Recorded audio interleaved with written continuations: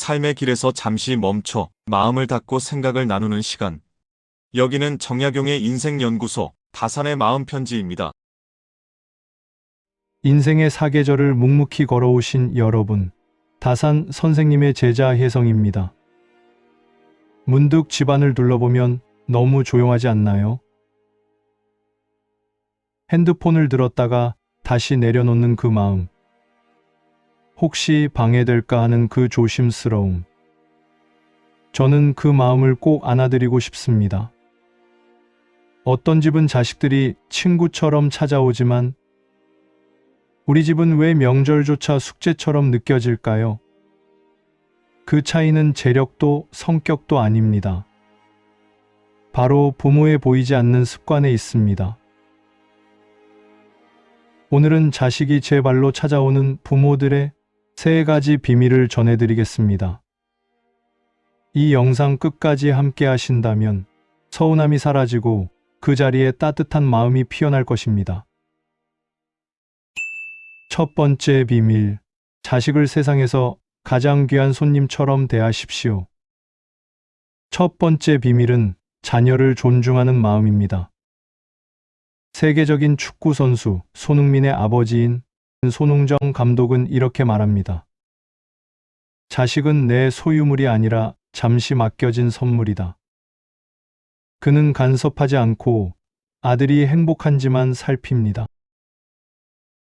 손 감독은 아들에게 경기 결과보다 축구를 즐기는 마음을 잃지 말라고 가르쳤습니다. 손 감독은 늘 아들에게 이렇게 말했습니다. 칭찬을 많이 하면 그 순간에 머문다. 오늘 잘했다고 내일도 잘하란 법은 없다. 축구보다 더 중요한 건 좋은 사람이 되는 것이다. 이 담담한 말들이 지금의 손흥민 선수를 만들었습니다.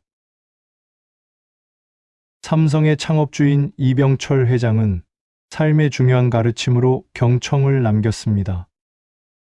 그는 말하기보다 듣는 사람이 큰 사람이라 하셨고, 남의 말을 들을 줄 아는 사람이 사람을 얻는다고 믿었습니다. 그 침묵의 철학이 자녀와의 관계에도 이어졌습니다. 묵묵히 들어주는 인내가 존경을 만듭니다. 다산 선생님은 다산 문집 중 자식에게 보낸 편지에서 이렇게 경계하셨습니다.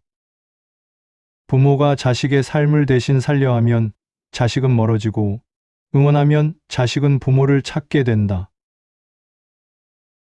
이제 자녀를 인생의 귀한 손님처럼 대해보세요. 손님에게는 함부로 하지 않듯 자녀의 선택을 믿고 기다려주는 것. 그 믿음이 자식을 돌아오게 하는 첫 번째 열쇠입니다. 두 번째 비밀, 베푼 사랑의 영수증을 찢으십시오. 두 번째 비밀은 베푼 것을 잇는 마음입니다.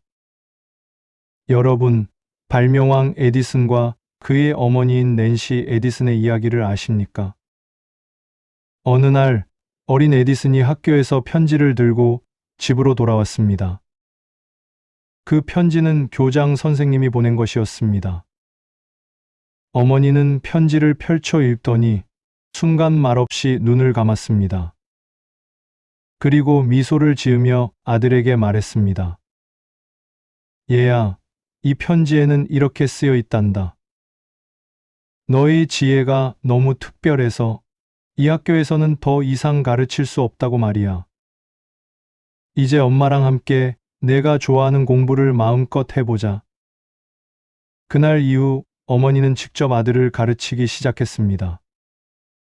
그녀의 믿음은 어린 에디슨의 마음의 불을 밝혔고 훗날 그는 세상을 밝힌 발명가가 되었습니다.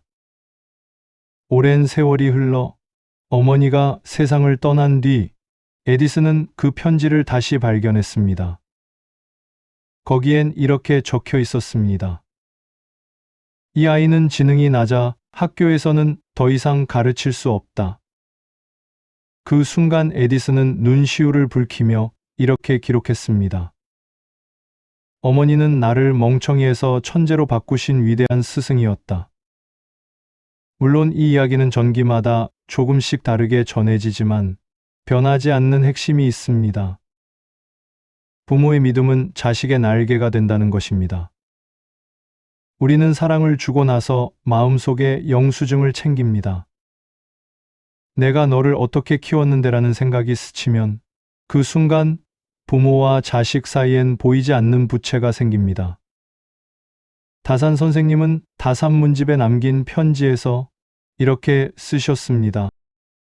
내가 너희에게 준 것은 아비로서의 도리이니 갚으려 하지 말고 너희의 삶을 바로 세워라. 그 말은 곧 이 뜻입니다. 베푼 것을 기억하면 원망이 생기고 베푼 것을 잊을 때 평화가 옵니다. 사랑은 거래가 아니라 순환입니다. 여러분이 영수증을 찢는 순간 자녀는 빚진 마음이 아니라 감사하는 마음으로 여러분 곁을 다시 찾을 것입니다. 세 번째 비밀, 부모가 먼저 등불이 되어야 합니다. 세 번째 비밀은 부모가 먼저 행복해지는 것입니다. 박완서 작가는 40이 넘어 등단하며 가정과 글쓰기를 병행한 삶으로 잘 알려져 있습니다. 아이들은 어머니의 뒷모습에서 삶을 배웠습니다. 공부하라는 잔소리 대신 묵묵히 삶을 일구는 어머니의 손길에서 인생의 품격을 느꼈습니다. 다산 선생님은 18년의 유배 속에서도 무너지지 않으셨습니다. 차를 다리고 책을 쓰며 스스로를 가꾸셨습니다. 아들에게 오라 하지 않고 존경할 수밖에 없는 삶을 보여주셨습니다. 그의 방에는 늘 향기로운 차와 잉크 냄새가 섞인 평온한 기운이 감돌았습니다. 심경미럼에는 이렇게 요약될 만한 말씀이 있습니다. 마음이 고요하면 몸도 편안하고 마음이 어지러우면 몸도 병든다. 자녀에게 얽매이지 말고 당신의 뜻을 펼치십시오. 자녀만 바라보며 인생을 살기엔 우리의 시간은 너무 짧습니다. 부모가 활기차고 보람된 인생을 살면 아이들은 자연히 그 모습을 따라오게 되어 있습니다. 괜히 부모는 자녀의 거울이다라는 말이 생긴 것이 아닙니다. 부모의 마음이 향기로울 때 자녀는 그 향기에 이끌려 돌아옵니다. 그러니 오늘은 자녀를 기다리기보다 당신 자신의 삶을 먼저 사랑해 보세요. 그 순간부터 이미 당신의 집은 다시 빛나기 시작할 것입니다. 오늘의 편지를 마치며 자녀와의 관계는 고무줄 같습니다.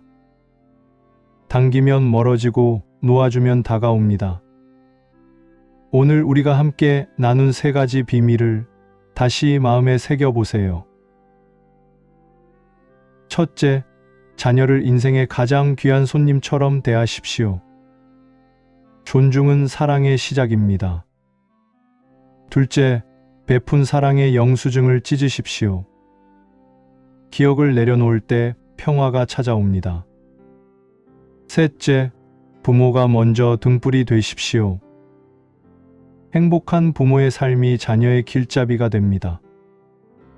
이 세 가지가 모이면 자녀는 억지로가 아니라 스스로 부모를 찾게 됩니다. 오늘 전화를 하신다면 이렇게 말해보세요. 왜 연락을 안 하니 대신 엄마는 오늘 이런 즐거운 일이 있었어.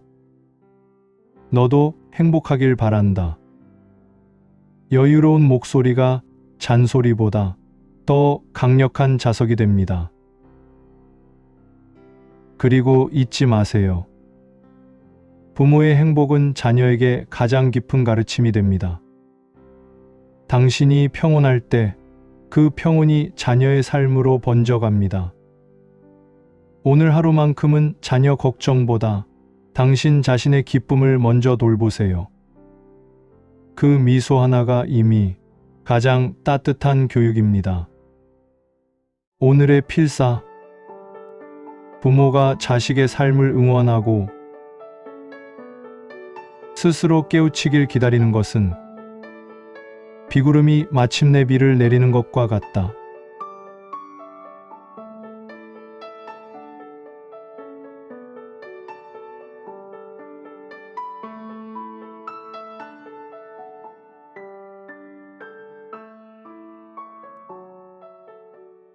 오늘의 영상은 여기까지입니다. 하루의 끝에서 잠시 멈추어 마음을 다독이고 생각을 비춰보세요.